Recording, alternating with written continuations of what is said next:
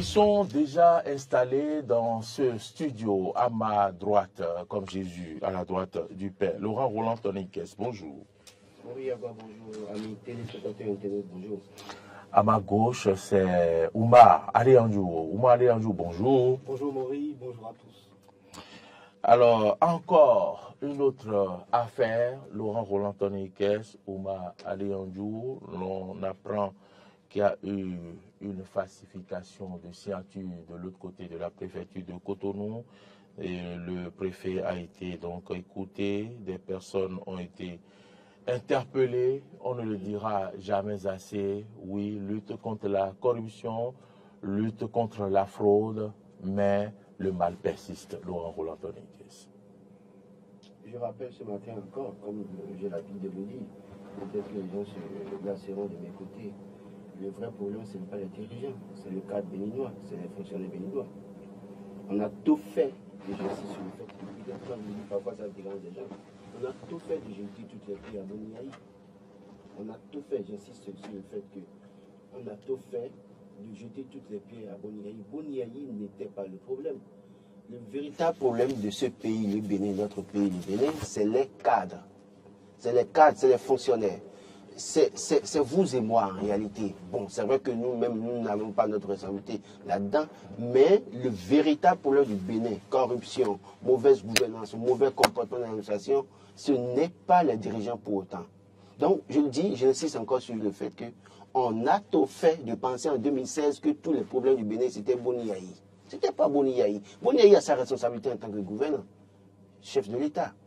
Mais le véritable problème, c'est les cadres, les mêmes qui ont servi le général Mathieu Kékou, qui ont foutu le Bénin dans le bordel, les mêmes qui ont sauté deux pieds joints pour soutenir Boniaï, et qui ont foutu le bordel sous Boniaï, et qui en même temps se sont transformés rapidement en saints, pour se retrouver avec Patrice Talon. C'est tout, c'est pas autre chose. Et c'est pourquoi je dis qu'il faut reformater le cadre béninois. L'amour de la patrie, le travail bien fait, tourner dos à la corruption, tourner dos aux mauvaises pratiques. Aussi longtemps que les cadres béninois ne prendront pas conscience, Patrice Talon va crier, parce que Boniaï a marché de la lutte contre la corruption, Patrice Talon a créé la criette, mais pourtant, ça ne manque pas. Je ne vais pas citer le nombre de cas de mauvaise gestion au niveau des structures d'État qu'on connaît déjà depuis 2016. Et d'ailleurs, même des plus proches, il a nommé quelqu'un dans ce pays qui est préfet, mais qui est cité dans une affaire de vente de domaine, oui ou non? Oui. Il a nommé des gens ici qui ont détenu l'argent à la tête. On a cité des noms nommés qui ont détenu 2 milliards à la tête des structures. Est-ce qu'en réalité, on va attribuer tout ça à Patrice Talon? Non. C'est les Béninois. Là, le dossier de la préfecture, je suis de près, j'ai reçu un appel d'un ami, d'un confrère d'ailleurs, qui a occupé une fonction par le passé autour d'un des ministres, et qui, en réalité, au moment où ce ministre avait été nommé, j'avais été appelé aussi pour faire le même travail, mais m'avait posé des conditions, j'ai dit non, si c'est sans condition, je ne fais pas, je suis parti. Donc, ces cadres cités autour du préfet, j'en connais de très, en tout cas, il y a un que je connais, je maîtrise très bien, et je dis, ben, écoutez, quand vous acceptez d'aller à la table du repas, vous mangez, à un moment donné, s'il y a des problèmes, des devoirs, vous subissez. Donc, s'ils sont coupables, ils seront condamnés. S'ils ne sont pas coupables, on va les sortir de prison. Mais j'appelle les Béninois à un problème. Si nous reprochons des choses aux gouvernants, que nous fassions nous-mêmes en tant que citoyens l'effort de ne pas d'être clean. Moi, je dis, si j'ai du plaisir à dénoncer certaines choses, certaines faiblesses du pouvoir, cela suppose que moi-même, dans la société, je dois avoir un comportement exemplaire. Je sais combien c'est difficile pour moi maintenant d'aller dans des milieux, par exemple. C'est difficile pour moi d'avoir un certain comportement dans certains milieux aujourd'hui. Pourquoi? Parce que les gens t'observent. Et demain, on dit, mais c'est lui qui parle, qui va parler à la télé. Qui a la bouche voilà. comme ils aiment le dire. Donc, pour dire, les cadres doivent pouvoir faire l'effort pour dire, c'est le Bénin. Et on doit travailler en tout cas, à arrêter les mauvais comportements qui salissent notre crédibilité. D'ailleurs, même quand vous posez un acte, ceux qui sont allés en prison, s'il y en arrive qui sont coupables, ils sont condamnés. Vous imaginez comment ils mettent en difficulté leur famille? Vous avez femme, enfant. Les Vous dossiers, avez des gens qui comptent sur vous. écoutez, Vous avez la charge des cousins, des neveux. le dernier dossier au niveau de la GDZ, où on dit des gens, on a retrouvé dans les portables des gens, des photos des filles nues, des filles nues, tout ça là. Alors que vous avez une épouse, que vous avez des enfants. Quand votre épouse entend ça, quel choc ça représente pour elle? Quand vos enfants ont peut-être déjà 18 ans, ils en apprennent que leur papa traîne avec les petites filles, avec photos de petites filles nues dans son portable. Quelle image vous donnez?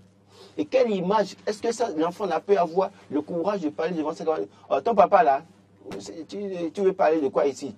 Ça va suivre vos enfants. Et quand vous détournez, vous posez des mauvais actes, ça suit aussi votre... Et vous salissez votre famille. Il y en a qui sont en tout cas, il n'y a aucune famille n'est moins honorable, hein, mais il y a des familles, quand vous posez ces actes-là, on dit, mais toute votre vie, toute la descendance, la génération qui va vous suivre après, quelqu'un vient, on veut promouvoir quelqu'un de votre famille, on dit, oh, adjoint, non, Dieu, famille étant aisée de filière, nous, à quoi on fume, tout quoi on fume. Des trucs comme ça, il faut que les gens évitent de le faire.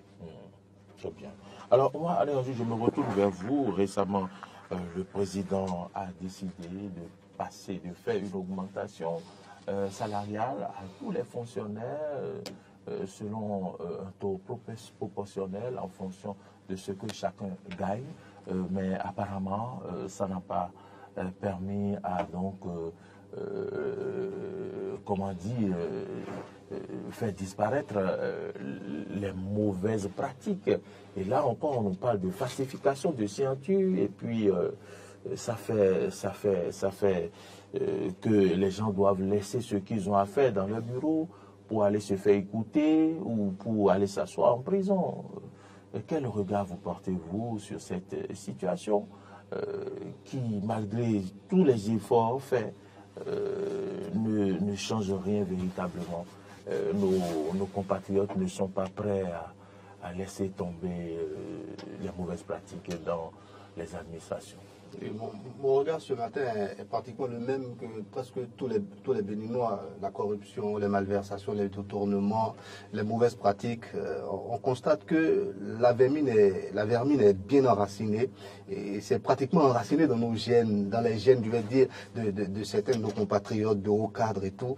Et c'est quelque chose d'extrêmement grave. Donc il ne faut pas lâcher du lest. Il faut continuer. Et j'entendais tout à l'heure quand Laurent parlait, ce n'est pas la faute peut-être des dirigeants, mais vous savez, lorsque vous avez une administration, lorsque vous avez une structure et que tout marche mal, vous savez, la tête en est pour beaucoup. Nous, Béninois, à qui avons-nous donné mandat pour diriger le pays? C'est à ces personnes-là, mais pas forcément à ces cadres-là. Donc, c'est qui veut dire quoi? La rigueur, comment on appelle? La rigueur, l'orthodoxie financière, tout ce qu'il faut mettre en œuvre, tout ce qu'il faut faire pour que ces cadres-là se mettent dans les rangs, il faut le faire. C'est là où je salue justement cette enquête de grande envergure. Grande envergure, c'est la première chose que je remarque. Et la deuxième chose, c'est que personne ne sera épargné. Même le préfet est écouté. Donc c'est important de le souligner. Et moi je dis, c'est très très très bien. Lorsqu'on a été mandaté par le peuple, il faut beaucoup de rigueur. Beaucoup de rigueur pour que ceux qui travaillent avec nous, pour ceux qui sont dans l'administration, se disent, mais attention, le chef cette fois-ci, il ne badine pas. Parce que c'est le seul moyen finalement. Même dans les pays les plus évolués, on n'arrive pas à éradiquer le mal, mais là-bas, mais écoutez, la justice est tellement libre, les gens sont tellement... Enfin, ça fait partie de leur éducation, le respect de la chose publique, le respect de, comment on appelle, du bien public, fait partie pratiquement de leur mode de vie là-bas. Ce qui veut dire quoi? Ce qui veut dire que c'est une question également d'éducation. Et cette éducation-là, ça passe par les chefs. C'est les chefs qui donnent l'exemple. C'est les chefs qui devront montrer que je ne badinerai pas. Je ferai des enquêtes de grande envergure. Je ne laisserai personne dès que l'enquête sera engagée. Même le plus haut cadre sera écouté. Qu'il soit préfet, ministre ou quoi, il faut écouter tout le monde. Je ne dis pas que le préfet a quelque chose à voir, mais c'est important d'aller jusqu'à cette étape-là. Voilà, donc pour moi, c'est rassurant.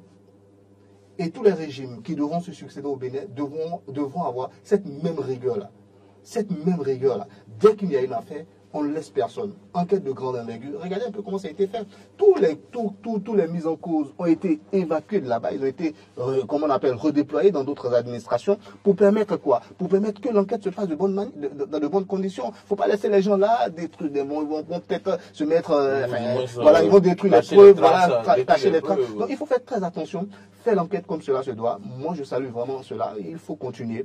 Maintenant, on ne finira jamais de le dire. Faisons attention aussi à ne pas jeter, dans tous les cas, l'opprobre est jeté sur presque tous ceux qui sont mis en cause aujourd'hui. Mais il faudrait que la justice aille vraiment jusqu'au bout et qu'on puisse laver, mettre au propre la dignité de tous ceux qui nous sont, comme on appelle, concernés de près ou de loin par rapport à cette affaire-là. C'est très important.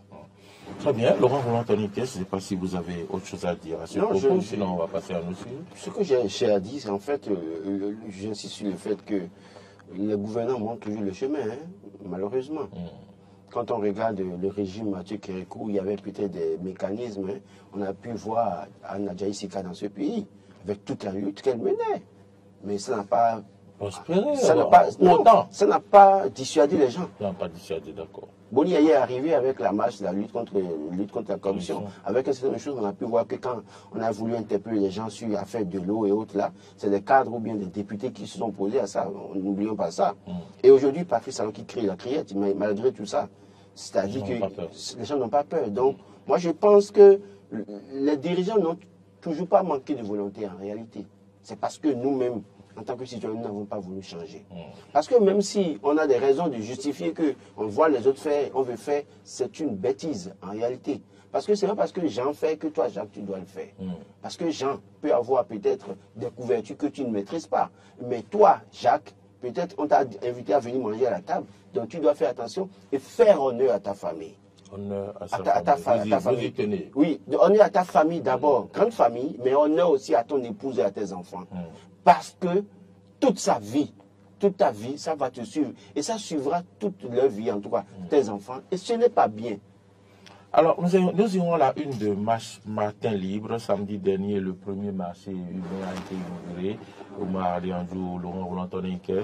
Oui, depuis lors, quand même, il y a quelques informations, quelques réactions. Oui, Matin Libre, ce matin, parle de polémiques latentes à craindre, mais le journal parle de coût de location, encore du mystère. Un autre quotidien a dit que ça grogne par rapport à l'heure de fermeture. On invite les gens du marché de Nantokpa à rejoindre, à prendre des places dans ces marchés urbains et que finalement Nantokpa sera complètement délocalisé.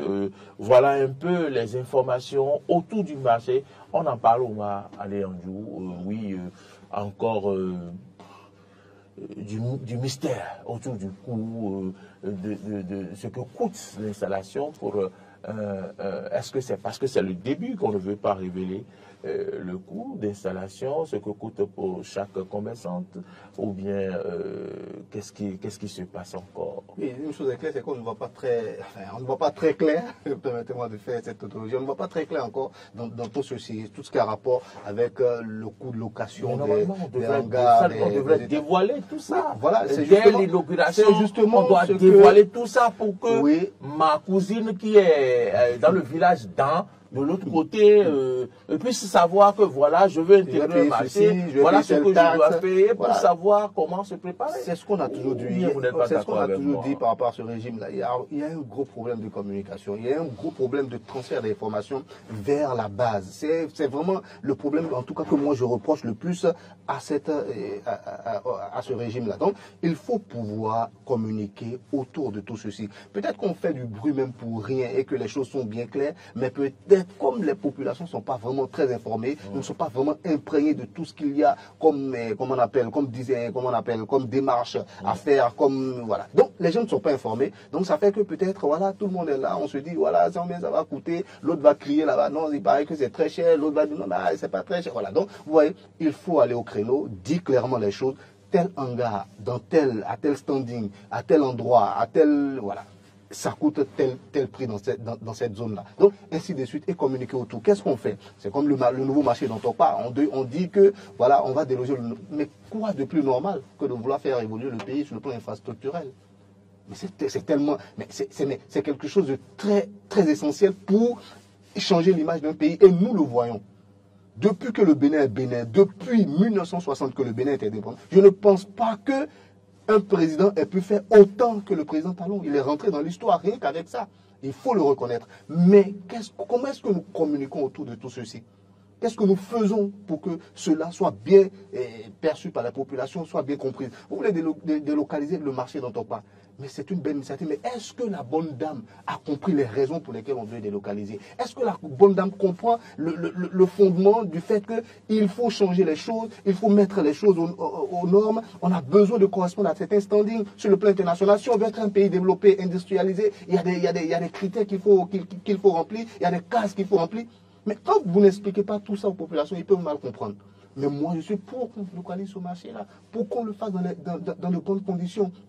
Qu'on dise que les structures qui se chargent de la gestion des marchés puissent communiquer véritablement, expliquer aux populations, expliquer aux usagers de ces marchés-là. Voilà les démarches à suivre pour avoir une place au marché. Dans telle zone, ça coûte tel prix. Dans l'autre zone, ça coûte tel prix. Pour quitter le marché d'Antokpa, vous voulez être recensé comme personne ayant déjà une place au marché d'Antokpa pour pouvoir être délocalisé quelque part. Voilà les démarches qu'il faut faire. Il y a ce problème-là qu'il faut.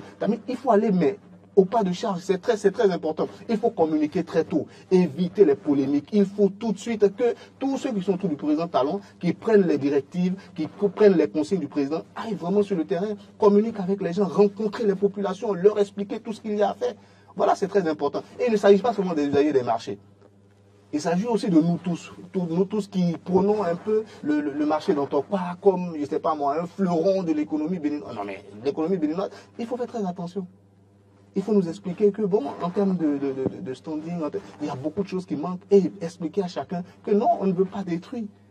On veut refaire, on veut faire autre chose, beaucoup plus grand, qui va donner plus de prestige à notre pays. Donc, il faut communiquer. Et moi, je pense que c'est ce qui manque. Il y a tellement d'initiatives prises par le gouvernement, mais qui sont de très, très bonnes initiatives. Mais puisqu'il n'y a aucune communication autour, puisqu'on le fait dans le silence, sans coup féri, parce qu'on aime ça, bon, il y a un souci aussi. Il y a un souci. Voilà. Alors, Laurent Roland-Toniquès, les populations et également les usagers du marché se plaignent de la fermeture. Vous avez écouté Ouma, qu'est-ce que vous avez à ajouter? Et est-ce que c'est pas normal qu'un marché ait une heure de fermeture? Est-ce que ce n'est pas pour sécuriser ceux qui y vendent, pour éviter peut-être qu'ils ne subissent peut-être du braquage? Je dis ça d'abord, hein, parce que à côté, le grand supermarché qui est à Calavi, vous savez, il y a des jours où ça ferme tôt. Oui. Et quand je me suis renseigné, on m'a dit, ah, c'est pour éviter quand même l'insécurité, des choses comme ça. Est-ce que ce n'est pas peut-être ça? Ou bien les marchés doivent rester ouverts comme les autres marchés où on peut s'y rendre même à 22 h? Un marché n'est pas un supermarché quand même. Un supermarché, ça appartient à quelqu'un et ça brasse des millions en un seul lieu. Mais le marché, c'est plusieurs vendeurs, plusieurs vendeuses, plusieurs dames. Et nous avons une habitude dans ce pays. On peut aller au marché à 23 h pour acheter, faire en tout cas le ravitaillement. Oui, oui, oui. Quand on dit, du soir. Quand on dit, voilà, merci. En fond, on dit badari. Et d'ailleurs, même les soirs, c'est les soirs que nos parents de soir voient et autres là viennent au bord des marchés pour vendre du poisson frais quand même. Tout à fait, tout à fait. Maintenant, quand vous dites que les dames vont venir au marché à 8 h ou à 7 h et fermer à 19 h, alors qu'il y a le coût de location là à payer, et que peut-être du matin jusqu'à 18 h, la dame n'a pas vendu. C'est les fonctionnaires qui sortent de leur service à 18 h qui passent dans les marchés pour aller acheter, pour aller faire le ravitaillement. Et vous voulez fermer le marché à 19 h. Il y en a qui il y a des fameux, des coiffeuses qui vont fermer, ou couturiers qui vont fermer l'atelier à 20 h pour passer au marché pour faire le ravitaillement. Absolument.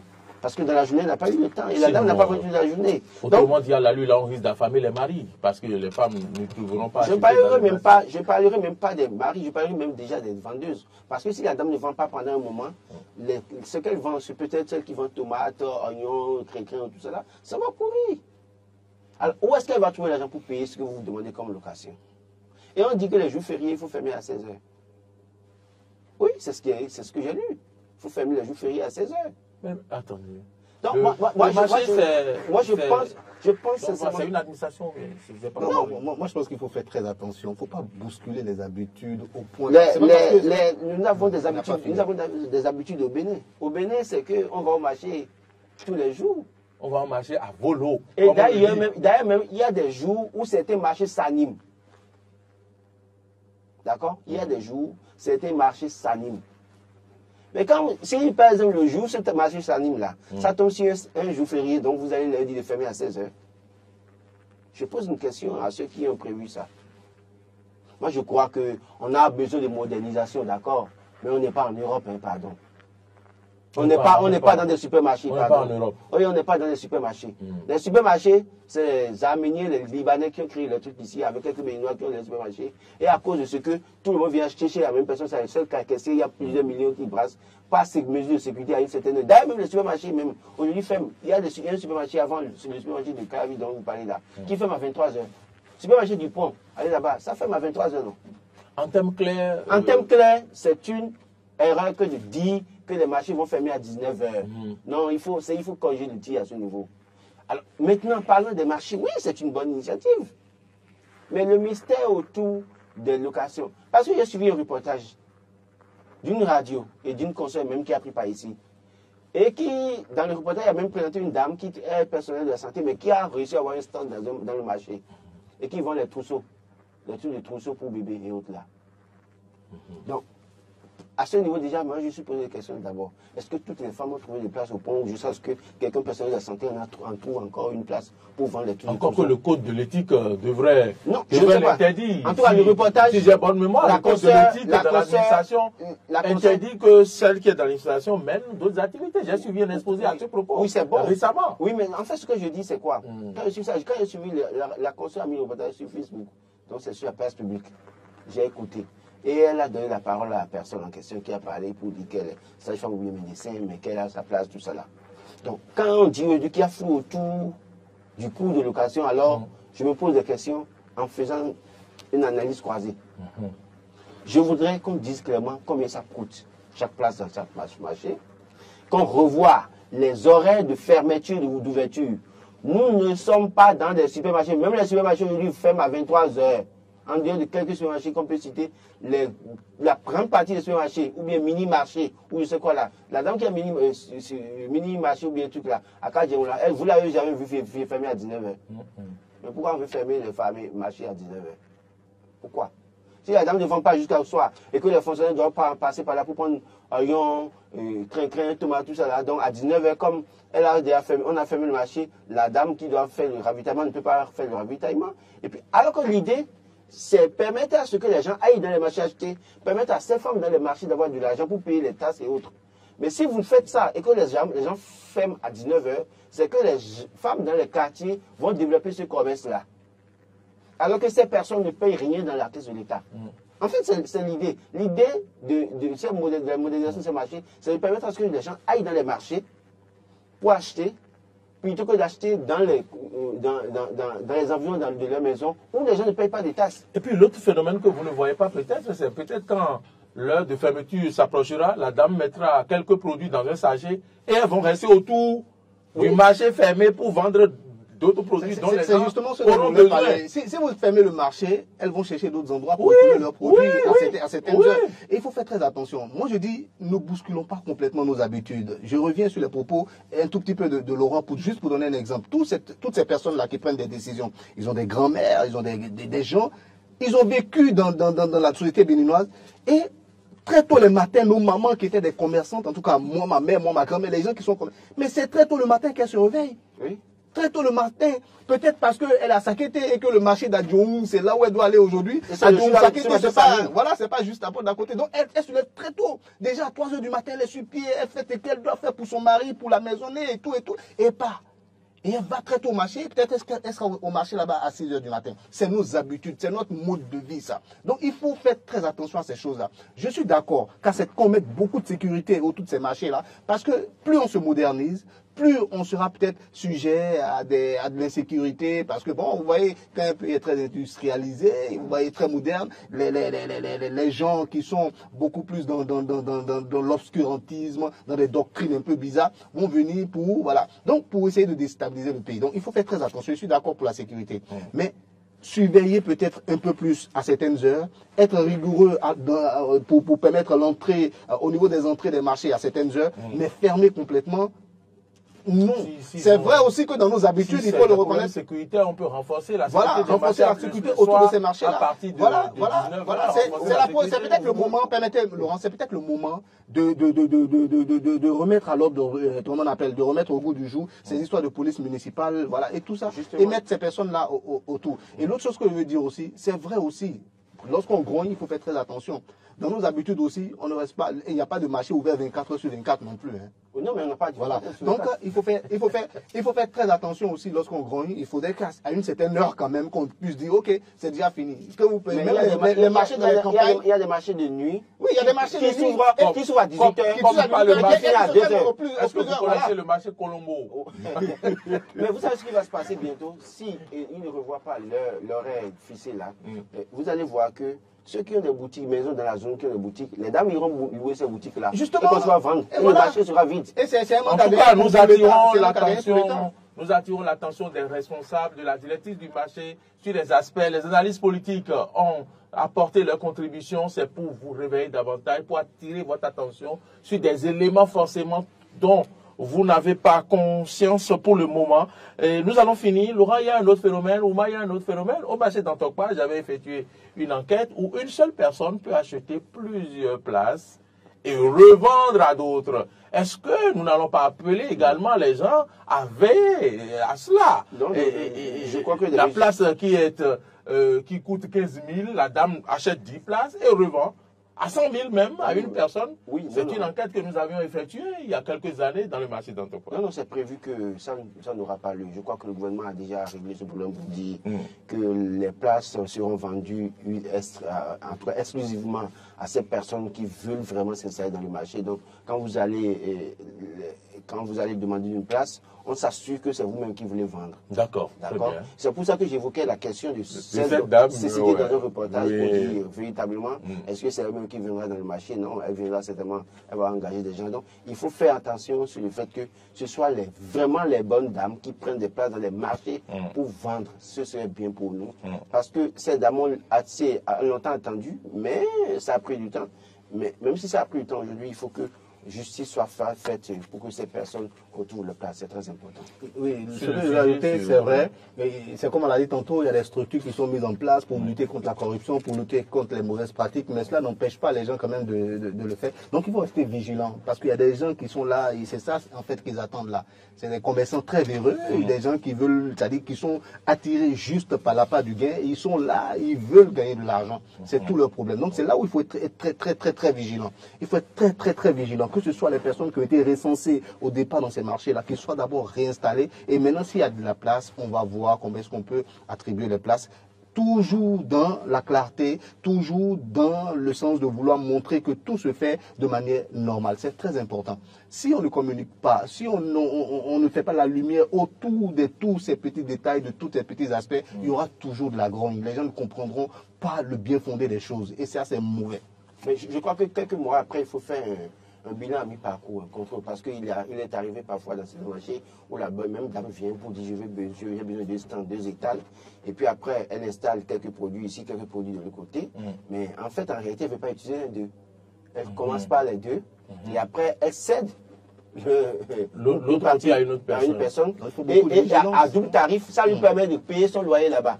En réalité, c'est ça. En fait, c'est le phénomène. Donc, ça veut dire pourquoi il dit que en dehors de ces personnes, il faut des contrôles il faut un bilan régulier ici, pour 3 mois, 6 mois. Il faut faire un contrôle pour vérifier si les personnes qui ont pris entre temps 200. Et ça, c'est pas forcément le travail de l'État central. C'est pas forcément le travail de l'État central.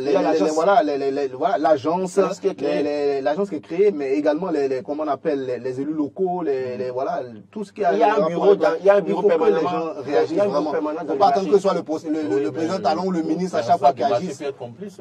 Oui, les responsables peuvent être complices, mais toujours est-il que si il n'arrivait qu'un responsable de marché est complice, et vous connaissez la suite, non, il va répondre là-bas, c'est pas nous. Ben, nous, voilà. Laurent Roland-Tony Kess, merci. Sauf si vous avez quelque chose à ajouter. Non, vous avez relevé un problème par rapport à la SBE. Oui, ça a été réglé. Est-ce que ça a été réglé? Ça a été réglé. Rappelez-nous. Oui, je crois que... C'était quoi la situation? Juste un peu après le Carrefour, après le marché d'Akasato, oui. Il y a un poteau qui était pratiquement à terre avec la haute tension. Oui. Et on avait interpellé la SPDU. Oui. J'avoue que j'ai pris par là, après j'ai vu qu'ils ont réglé ça. Très bien. Ils ont enlevé, ils ont mis le poteau à terre, ils ont changé, ils ont mis les câbles sur un nouveau poteau. Très bien. Mais je voudrais aussi profiter, comme vous en parlez, juste le Carrefour après après la maison du général Mathieu Kéhéko. Oui. Sur la voie Goudron Kéhéko. On en a vers le nouveau marché. Juste le Carrefour après sa maison, il y a un camion, un apprenti qui conduisait un camion une nuit qui a fait tomber un feu tricolore et un poteau également de haute tension. Le poteau est cassé, le feu tricolore d'hier par terre. Moi, je marchais par là il y a quelques jours, j'ai vu et j'ai demandé à une dame qui vend là, qui m'a dit oui, en fait, que c'était un apprenti qui était au volant d'un camion et qui a cassé ça. Mais depuis, c'est pas réglé. Donc, le poteau est pratiquement à terre aussi, c'est la haute tension. J'interpelle la SB2 également, comme ils ont réagi de façon spontanée la dernière fois qu'ils aient le fait, et que maintenant, la société qui a fait la voie aussi, qui a mis le feu tricolore, normalement quand il faut la voie, il y a un certain nombre d'années, ils doivent sur la voie, donc ils n'ont qu'à se pencher sur ça, parce que le feu est cassé déjà, donc c'est pas bon. Très bien, on remercie la SBEE pour la diligence. À Kassato, on avait lancé cet appel ici, ça a été réglé. C'est ce qu'on souhaite. Oui, c'est ce qu'on souhaite. Il faut dire aussi à la réactivité. Il faut dire aussi à la SBIN que dans Kassato, en face de la maison des handicapés, il y a eu la petite station. Les câbles sont par terre, personne ne vient régler ça, c'est pas bien. D'accord, SBIN, vos câbles sont par terre où à Kassato? En face de la maison des handicapés. En face de la maison des handicapés à Kassato. Les câbles sont par terre un peu partout. Dans la zone, il faut envoyer quelqu'un voir un peu pour voir ce qui se passe de ce côté-là. Sur le goudron Kéhéko également, il faut aller voir, le poteau est tombé là-bas. Après la maison de on viendra dire, quand c'est bon on le dit, mais quand ça ne va pas on le dit aussi, donc soyez indulgents avec nous. Oui, Ouma, pour finir. Un petit mot rapidement, c'est juste en un mot, c'est par rapport toujours à la une du matinal, le transfert monétaire qui sera fait à des jeunes filles en difficulté. On sait ce que les réalités de nos jeunes filles, notamment dans nos contrées les plus reculées, ce que les jeunes filles vivent. Je pense que ça, c'est du social, c'est quelque chose de très bien que le ministère, que le ministère est en train de faire, mais ça a commencé depuis, vous voyez, vous en parlez, mais est-ce que les gens sont vraiment informés? Voilà, donc c'est des choses sur lesquelles il faut communiquer beaucoup, le gouvernement fait beaucoup. Donc c'est du social. Vous saluez le social du gouvernement. Vous tenez à saluer avant qu'on le clôture. Donc le gouvernement fait du social. Ils font du social. Merci Laurent Roland-Tony Kess. Merci Ouma Adéanjou pour votre présence. Vous allez rester avec nous parce que tout à l'heure on va recevoir l'imam Tahirou Lawal qui est dans nos locaux. On va parler des 4 mois sacrés en islam. Comment bénéficier des grâces en tant que musulman. Vous ne vous êtes pas encore converti, donc vous ne serez pas sur ce plateau. Vous n'en avez même pas l'intention. Oui, c'est un musulman pratiquant. C'est un musulman pratiquant. Donc je regarde. Il ne nous a pas invité pour la grâce. Non, il n'a pas tué de moi. Pour le moment, je tue pour la maman, je tue pour les parents, mais bon. Moi-même, je tue pour les parents. Vous tuez pour les parents, vous mangez, non? Oui, je mange. Mais ça va venir très bientôt, il n'y a pas de souci. Vous savez comment on vit dans nos familles. Tu sais, tu ne peux pas te permettre de tuer pour toi et les temps qui courent. Je suis journaliste. Vous savez ce que ça veut dire. Donc voilà, si je me débrouille déjà pour que ma mère ait un mouton à payer. C'est des arguments pour se dédouaner. Non, c'est pas une échappatoire, rassurez-vous.